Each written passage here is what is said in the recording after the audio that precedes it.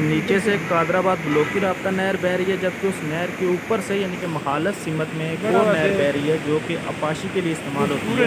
और इसी इंजीनी के शाकार की वजह से पाकिस्तान के नहरी निज़ाम को दुनिया का बेहतरीन नहरी निज़ाम जो है वो बरताना जाता है। औज़ु बिल्लाहि मिनश शैतानिर रजीम, बिस्मिल्लाहिर्रहमानिर्रहीम।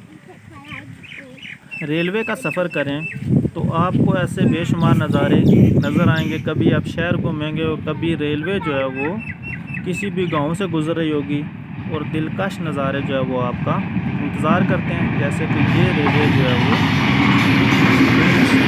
गाँव से गुजर रही है और आप इसका नज़ारा देख सकते हैं। रेलवे का जो निज़ाम है वो पाकिस्तान में पहले बेहतरीन ट्रांसपोर्ट के निज़ाम में गिरदाना जाता था। गो के अभी इसमें कुछ कमी आई है, लेकिन मौजूदा हुकूमत के दौर में इसमें अभी बेहतरी आ रही है। सरसब्ज़ और शादाब खेत जो कि पंजाब की पहचान है और पंजाब की मईशत में रीढ़ की हड्डी की हैसियत रखते हैं।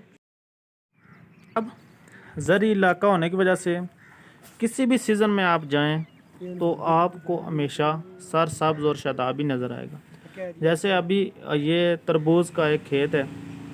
तरबूज इस सीज़न की पसंदीदा तरीन जो है वो फ्रूट में से एक है और बिलखसूस रमज़ान में बहुत ज़्यादा पसंद किया जाता है। गो के ये जो फसल है अभी ये जून तक चलती है और अभी ये फसल ख़त्म होने के करीब है, लेकिन अपने जायके में और अपनी खसूसियात की वजह से बहुत पसंद किया जाता है इसको कश्मीर में भी।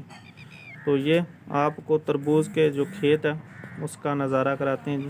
आप तरबूज खाए तो बहुत है और तरबूज की खेत कैसे होते हैं आप यहाँ पर कोई भी फसल तैयार कर सकते हैं। जैसे अभी भी पंजाब में तरबूज और इसके अलावा बाजरा, जवार और उसकी जो है वो जानवरों के चारे के लिए इस्तेमाल होते हैं।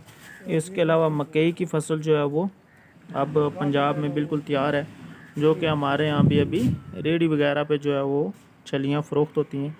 तो ये आप देख सकते हैं इसकी फसल जो है वो बिल्कुल तैयार है। वसी अरीज़ रकबे पर कई एकड़ पर जो है ये फसल काश्त होती है और इसकी देखभाल की जाती है। और इसके बाद फ़ौरन जैसे ये फसल ख़त्म होगी उसके बाद जो है वो चावल की फसल काश्त की जाएगी। अब आपको नहरी निज़ाम का नज़ारा कराते हैं। पाकिस्तान का जो नहरी निज़ाम है वो दुनिया में बेहतरीन जो नहरी निज़ाम है उनमें से एक है। बड़ा वैसे दो नहरें आपको नज़र आ रही हैं। पीछे नहर नज़र आ रही है वो उसके बाद नीचे से इस नहर की नीचे चलो जाएगी तो मुखालिफ सिमत में जाएगी। ये जो ऊपर वाली नहर है या जबकि नीचे वाली जो नहर है वो राब्ता नहर है जो कि माहे के बाद जो है वो बनाई गई थी। दूसरी तरफ आप देखेंगे कि जो वो नहर आपको पहली नहर की ऊपर से नज़र आ रही थी वो जो है वो इस नहर के असल में नीचे से गुजर रही है और मुखालिफ सिमत में जा रही है। तो ये राब्ता नहर का किरदार अदा करती है, अपाशी के लिए इस्तेमाल होती है। जबकि जो ऊपर वाली नहर है उसको हाइट दी गई है ताकि ज़मीनों में पानी जो है वो आसानी के साथ पहुँच सके। ये सिंध तास माहे के बाद जो है ये राब्ता नहरें तामीर की गई थी। जब वो तामीर की गई थी तो फिर इनको जो रास्ते में जो आने वाली नहरें थी उन नहरों को इन नहरों के ऊपर से गुजारा गया है। और ये इसमें आप पानी की मकदार दे सकते हैं क्योंकि ये दरिया के रुख को मोड़ कर ये बनाई गई है। इसी तरह से इसकी जो रास्ते में छोटी छोटी नहरें जो आती हैं, छोटे छोटे पंजाबी में कुएं वगैरह कहते हैं, ये भी देख सकते हैं आप कि ये इस तरफ से जो है जो पानी अपाशी में जा रहा है ये ऊपर से पुल है उसके नीचे जो है उस पानी है और फिर इसका पानी नहर में शामिल नहीं होता।